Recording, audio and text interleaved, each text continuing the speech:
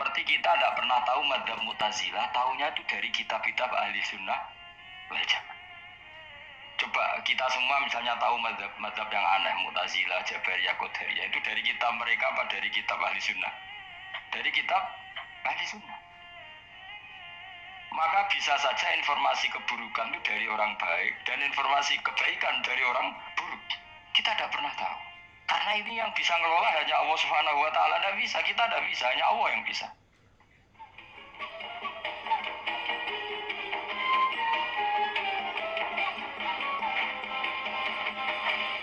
Terus ngendikane Rasulullah sallallahu alaihi wasallam ngendikane la yazalul mar'u fi fushatin min dini malam yusib daman haroman. Lebaran malah ya. La yazalul mar'u fi fushatin min dini malam yusib daman haroman. Seseorang itu boleh serilek-rileknya dalam beragama asal dia tidak punya masa lalu mengalirkan darah yang terhormat. Kemana cara Jawa ora tau mateni wong, ora tau mateni wong, ora tau mateni wong mukmin utawa ora oleh mateni wong sing muahad atau mustaman. Ya ada aturannya lah. Jadi kalau sampean urip ora tau mateni wong iku wis secara beragama iku rileks karena fi fusatin min dini. Nah tentu mateni itu ada banyak sebab, diantaranya fatwa yang ekstrim. Sehingga ulama dulu itu senang guyon sampai keterusan saiki. Jadi kabeh wong alim hasil sering guyon karena memang menghindari omongan penting. Kenapa? Karena sekali omongan penting ini kadang yu'addi ilal fatwa kita kotel. Takutnya fatwa itu ekstrim, kemudian saling apa? Saling bunuh.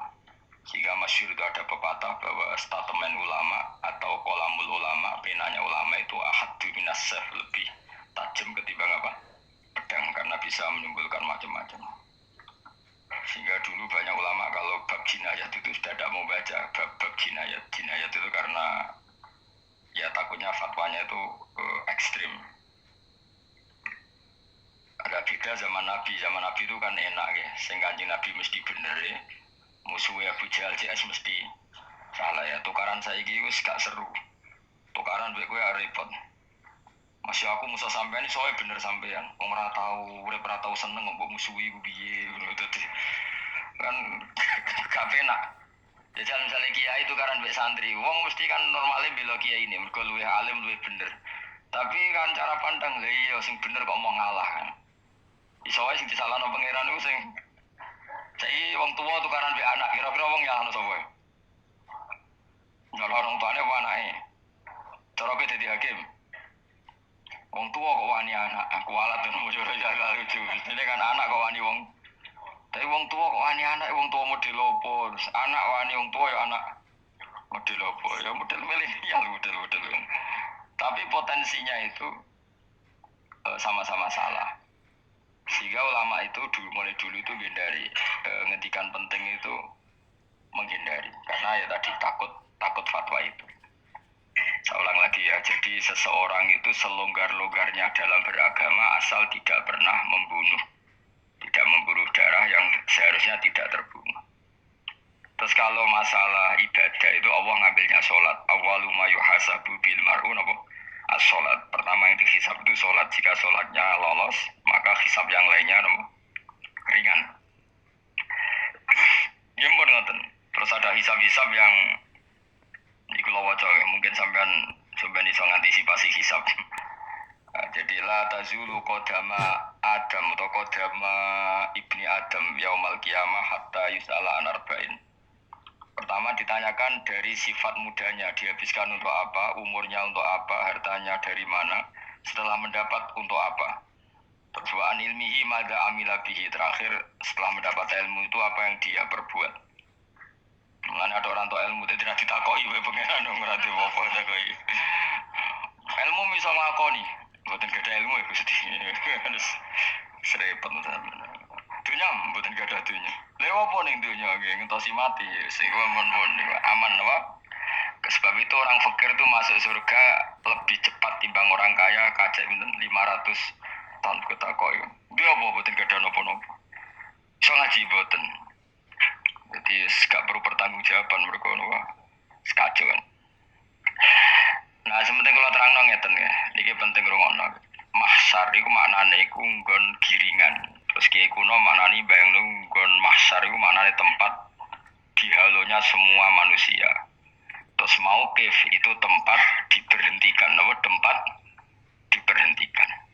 Terus di situ Anda innahum mas'ulun, mereka semuanya ditanya, dihisab.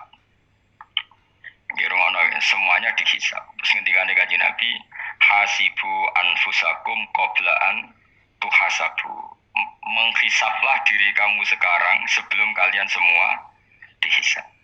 Sehingga potensi kita ini umat Islam utamanya yang tahu ngaji-ngaji ini, kesampean semua dihisab ini kemungkinannya kecil.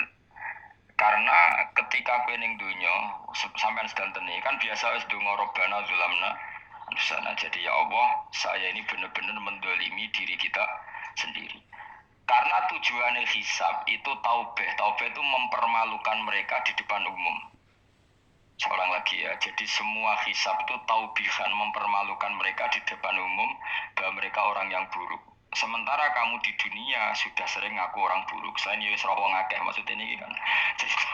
Jadi kayak ngakuin nama Robbana zalamna anfusana. Sehingga ngendikane Kanjeng Nabi sebuti hasibu anfusakum qabla an tuhasabu. Menghisablah diri kamu sendiri sebelum nanti kamu benar-benar dihisab.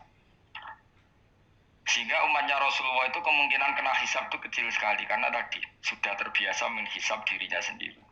Apalagi kita, kata Rasulullah, saya dikasih hadiah yang para nabi sebelum saya enggak dikasih hadiah itu. Apa itu? 5 hal itu. Di antaranya apa? Kata Rasulullah, wa utitu khawatima suratil Baqarah. Saya dikasih terakhir-terakhirnya surat Baqarah. Di surat Baqarah itu umatnya nabi dapat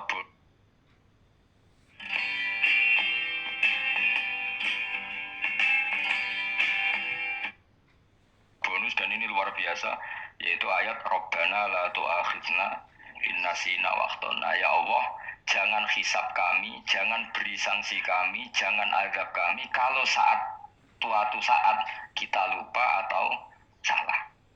ASP nak kowe urung salah padahal mesti salah. Rai-rai ini gak mesti salah. Wis gawe perjanjian mbek pangeran Gusti. Dalam perjanjian dong, ya apa? Setiap saat salah langsung sepuro. Mohon buatan usah istighfar malih, mohon ini, mohon. Deal, soalnya deal ini. Nah itu ngendikan Kanjeng Nabi senyum-senyum senengnya ra karuan. Dan setiap itu dibaca oleh umatku, Allah sudah jawab qala na'am. Jadi Rabbana la tu'akhidna in nasina aw akhtana. Terus qala Allah menjawab na'am. Terus Rabbana wa la tahmil alaina isron kama hamaltahu alal ladzina min qablina. Nabi Muhammad jawab, Allah menjawab na'am. Sampai terakhir wa'fu anna, Allah jawab na'am. Kemudian para kiai itu punya kiat supaya umatnya itu hafal itu. Terus jadi bahan tahlil itu masalah ya. Faminhum. Sing tahlil ya ora paham, sing kritik ya ora paham. Alhamdulillah itu mesti podo-podo ra kena hisab. Mergo podo-podo ora napa paham. Jadi ora ono barokah kaya goblok wis barokah. Sing lakoni ya ora paham, sing kritik ora paham.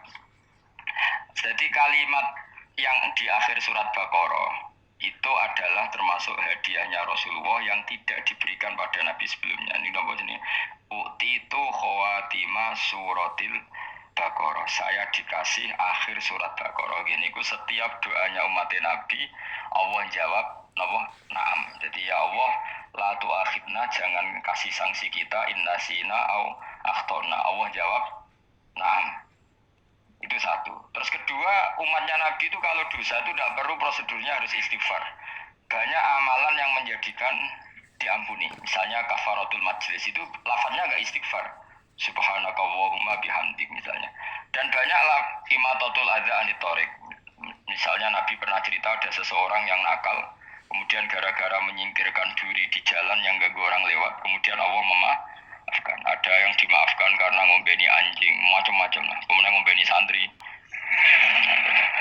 macam-macam. Sehingga potensi kita dimaafkan itu tinggi sekali karena ada sekian amal yang itu menjadi sebab ridhanya Allah Ta'ala. Malah kalau dalam dunia wali itu ada seorang wali mau ngarang kitab, kemudian tintanya itu diminum lalat, dia membiarkan tinta itu sampai lalatnya sampai kenyang, kemudian gara-gara itu dimaafkan oleh Allah Subhanahu wa Ta'ala. Banyak sekali. Sehingga potensi kita dimaafkan tinggi. Terus turu jadi orang ngrasani wong enggak macam-macam lah. Kuwi insya Allah disepuro pangeran. Jadi orang wali, jadi wali mergo kakean apa? Turu ditakoki, kenapa kowe kok ora turu wong wali? Mboten siap roh donya Gusti. Kenapa? Donya wis rusak tok, patok mboten roh Gusti. Lah iku ya mari swarga napa? Ya swargane wong turu ya kira-kira dot. Tapi jadi umat Nabi itu luar biasa.